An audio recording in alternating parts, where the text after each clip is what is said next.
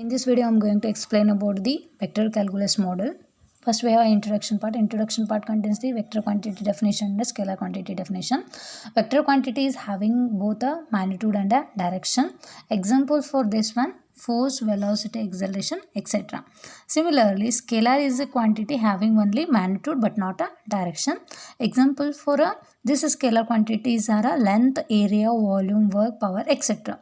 So, before going to vector calculus syllabus, first we have to well know about the all basics of vectors here. So vector is always represented as a vector A is equals to a1i plus a2j plus a3k. So consider a three-dimensional space x, y, z axis. So in this three-dimensional space, consider any point A. So that point is under the coordinates a1, a2, a3, x, y, z coordinates respectively. So here what are I, j, k here? I represents unit vector. So this unit vector is along a x-axis. So j represents unit vector. This is along the y-axis. Vector k represents unit vector along a z-axis. Therefore vector is always with the unit vectors I, j, k. Okay. Next we have here addition of a vectors. So addition of a vectors, consider any two vectors, vector A and vector B, a1i plus a2j plus a3k.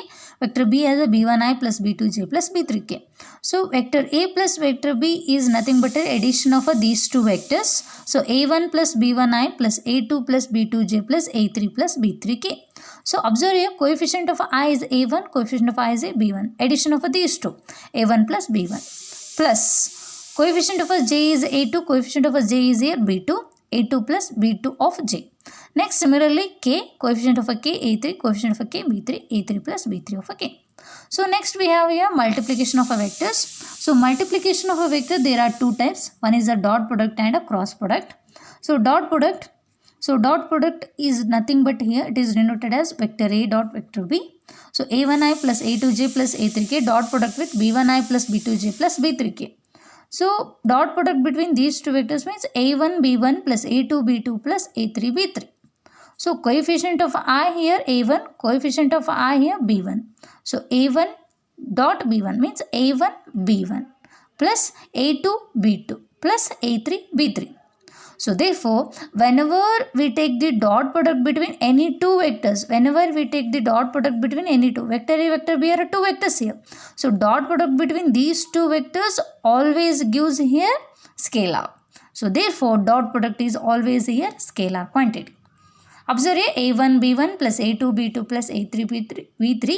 So, this whole function, whole value is without a I, j, k terms. So, therefore, it is a scalar quantity. Dot product is always a scalar. So, next we have the concept cross product.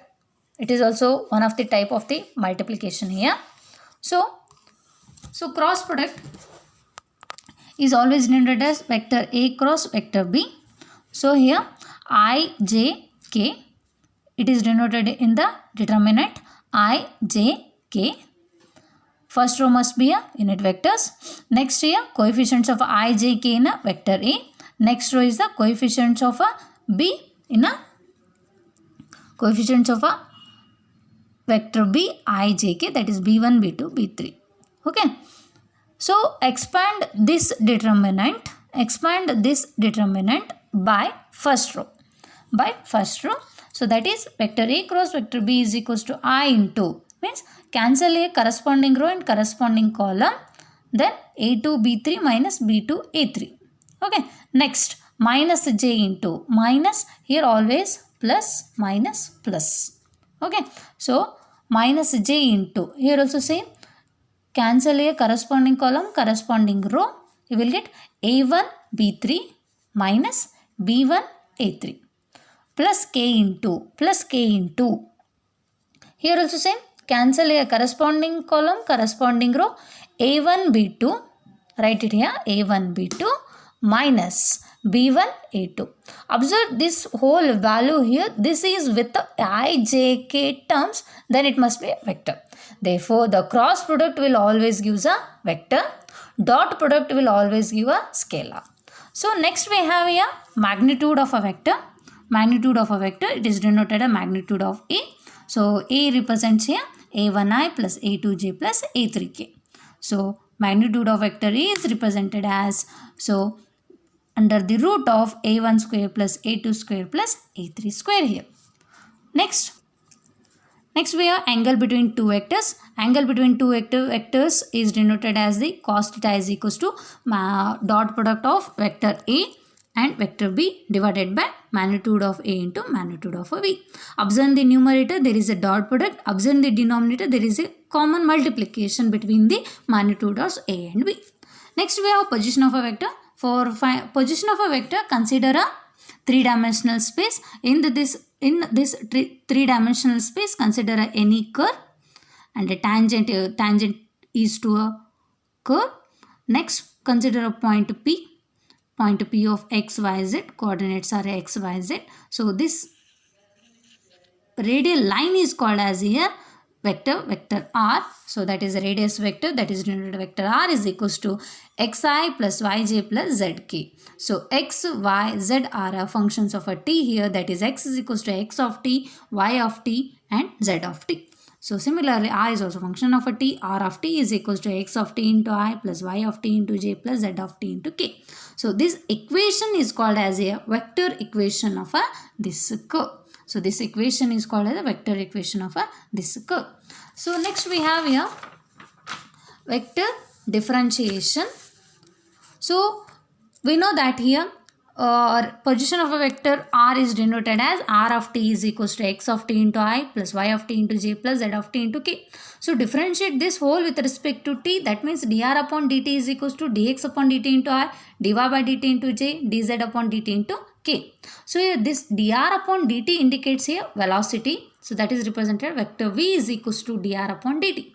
Similarly, so you already know that the definition of acceleration, it is nothing but rate of change of velocity. So what we have here, velocity v is equals to dr upon dt. So differentiate once again this whole value with respect to t. So here rate of change of velocity with respect to time t is nothing but dv by dt. That dv by dt is nothing but vector a. Rate of change of velocity is nothing but here acceleration.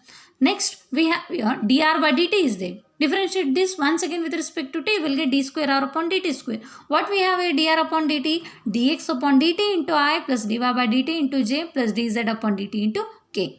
Therefore this again means this differentiation with respect to t gives d square r upon dt square is equals to d square of x upon dt square into I plus d square y upon dt square into j plus d square z upon dt square into k. So this d square upon dt square represents here acceleration vector a is equals to d square r upon dt square. So next we have the concept scalar and a vector field. Okay, so scalar and vector fields. So what is the scalar point function and vector point function? What is scalar field and what is vector field here? I will explain here. So if to every point xyz of a region R in a space, there corresponds to a scalar phi of xyz, then this phi is called as a scalar point function. So this point xyz is corresponds to a scalar phi of xyz in the region R, that is in a space. So that is called as a scalar point function. Example for scalar point function, phi is equals to x cube plus y cube plus z cube. Observe here, this is a scalar because it is without I, j, k. So this is called a scalar point function. This is scalar point function in the space, that is called as a scalar field. Similarly, if to every point x, y, z of a region R in a space there corresponds to a vector, vector A is equals to x, y, z, then vector A is called as a vector point function. So this point is corresponds to this vector, then the vector A is called as here vector point function. So example for vector point function, vector A is equals to x square I plus yj plus z square k. Observe here vector function, vector point function, this includes here I, j, k term, then it must be a vector. So observe these two, what is the difference between scalar point function and vector point function? So scalar point function is without I, j, k. Vector point function is with I, j, k.